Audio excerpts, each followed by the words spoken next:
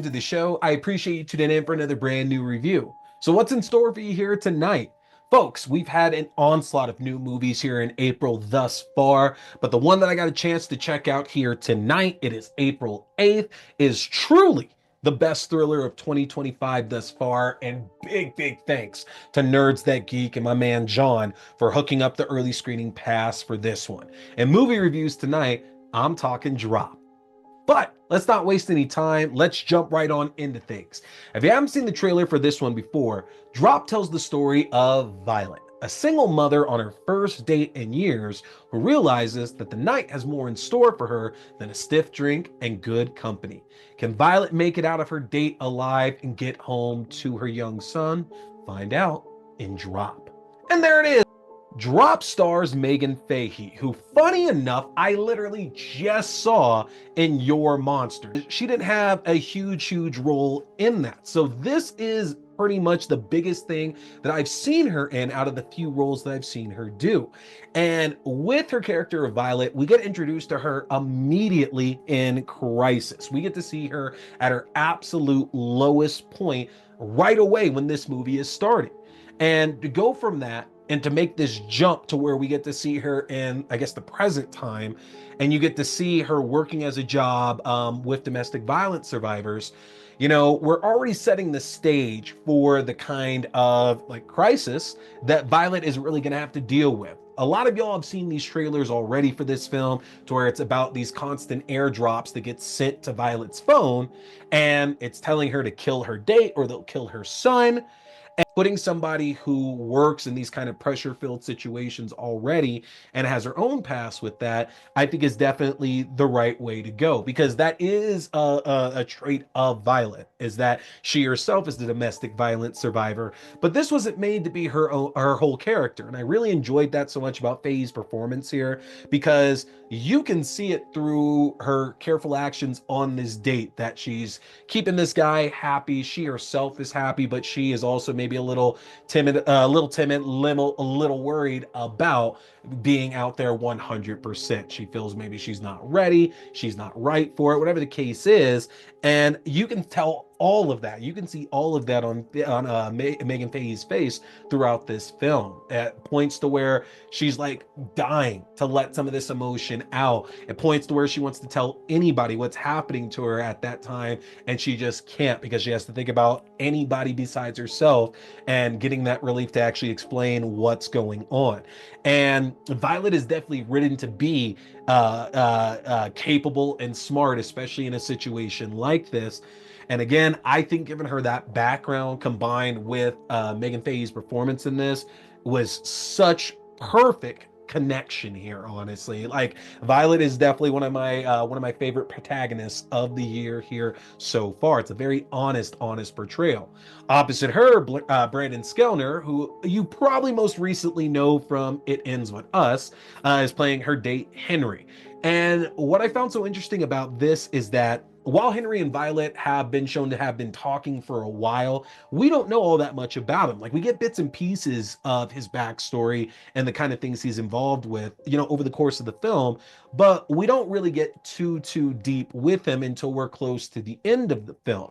And you know, it's nice that the film progresses to where at first we feel very much on the outside with him, and then things start to feel much more comfortable, and that we really should be putting trust in him, because his character is supposed to be disarming, painfully charming. And Skellner absolutely succeeds with those portrayals here.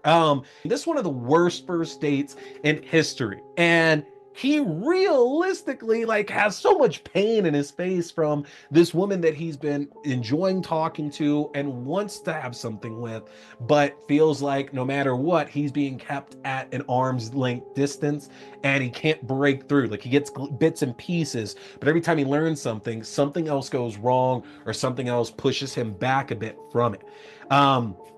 Like, truly wonderful chemistry between these two, like to the point to where, like, just to kind of spoil it a bit, they do end up kissing, but like to the point to where when that kiss happened, it was like it's deserved, because like there's like some serious electricity between the two of them in this film. I very much enjoyed the connection between Fahey and Skellner in this. They did Fantastic. I cannot miss talking about Jeffrey Self, who plays their waiter, Matt.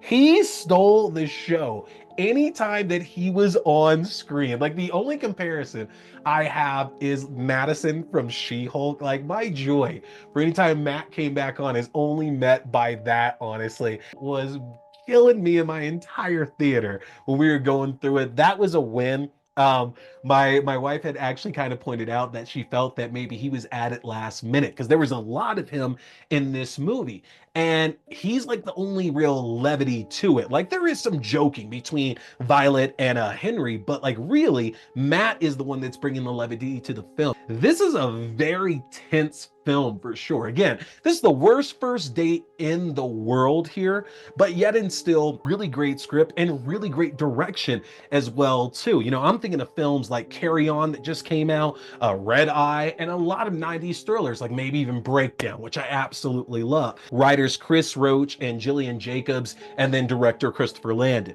Now, Roach and Jacobs, they've done a few films that you've probably seen, other Blumhouse films, Truth or Dare, Fantasy Island, and Chris Roach actually worked on a season of Lucha Underground, which, being a wrestling fan, love knowing that fact. I know a lot of you are wrestling fans as well too. Christopher Landon, y'all know all this stuff there. He's done a number of Paranormal Activity movies, the Happy Death Day films, Freaky, The Scout's Guide to the Zombie Apocalypse, and upcoming Happy Death Day 3, I'll tell you as well, which is so fantastic. I'm so excited about that. But Landon's in his bag here with this one, honestly. You know, my friend John had pointed out that the film looks and feels very claustrophobic. And when I thought about that, I realized that I was feeling super hot as the movie kept going on because it kept feeling like the walls were closing in. Every single time Violet was looking for a way to contact somebody or get a message out or talk to somebody that could help her, and we're trying to make sure, okay, nobody can see you, like nobody's picking up on what you're doing, anything like that. Like, we're with her, like we're looking for all the angles there and thinking that she gets away. And then a number of times when it doesn't happen, it's like, oh my God, like who's gonna get it because of her fuck up, basically.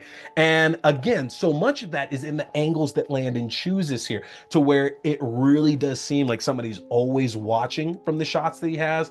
But not only that, that as each time that Violet continues to make mistakes, the world around her gets darker and there's less people and things start to close in a bit more. Again, this is going to be very, very reminiscent of those old 90s thrillers that we used to watch. A lot of you, those are the bread and butter that you had all the time. And this is a great throwback to those kind of movies.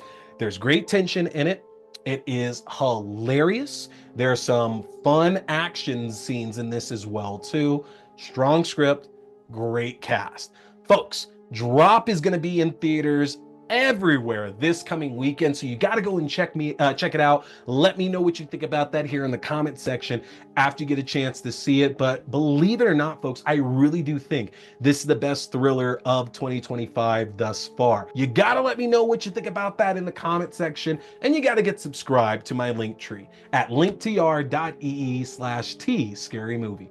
If you get subscribed, that's going to be access to the YouTube page for the video versions of the show, to your favorite podcasting platforms, the audio-only versions of the show, my Letterboxd page for written reviews and movie rankings through the year, my TikTok page for full episodes, movie news, and movie premieres, my Twitch page for horror gaming, and my Fangoria shop page for a 20% discount off anything at the Fangoria shop. Take advantage of that, y'all. Hit that subscribe button. If you are watching on YouTube, go check out my playlist section, y'all. There is so much content there that you are probably not even aware of, y'all. We are talking Tales from the Crypt episode. We're talking the Saw franchise, the Scream franchise, the Child's Play franchise, coverage of Interview with the Vampire, Immortal Witches, the Immortal Universe with Mayfair Witches. There's so many other TV shows and movies in there, y'all. Check the playlist section out. There's something for all of y'all. But that's going to do it for me here tonight. Make sure to hit that subscribe button. I got some fun stuff coming up here for y'all. My name is T. We've been talking scary movies.